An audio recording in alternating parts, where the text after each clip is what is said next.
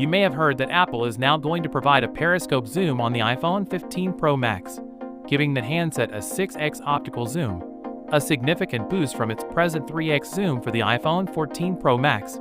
But now we're finding out more information about Samsung's telephoto improve along with an even better display. So let's start with the camera. Rumors have circulated that the 3x telephoto unit from the Galaxy S23 Ultra will be replaced with a 5x telephoto camera on the upcoming Samsung Galaxy S24 Ultra, with the former using a 50-megapixel sensor and the latter using a 52-inch half sensor.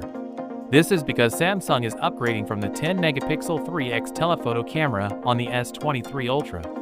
According to Ice Universe, the Korean company is sticking with the 10-megapixel 10x periscope camera introduced with the S23 Ultra, along with the 200-megapixel primary lens and the 12-megapixel selfie camera.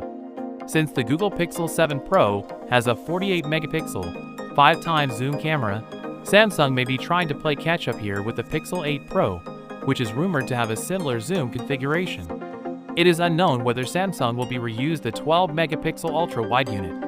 While it's unclear when the Galaxy S24 Ultra's screen upgrade will arrive, we have heard from a reliable source that Samsung is considering increasing the refresh rate from 120 to 144 Hz. This would be great news for anyone looking for a new gaming smartphone.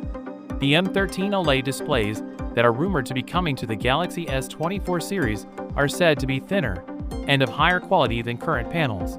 And the iPhone 16 is also said to be employing the same screen technology. In other words, the Galaxy S24 Ultra will offer significant enhancements over the current generation Galaxy S23 Ultra, with potential upgrades including an increased maximum brightness that might exceed 2000 nits. So with that being said, let me know your thoughts in the comment below. If you are new here, please subscribe. Peace out.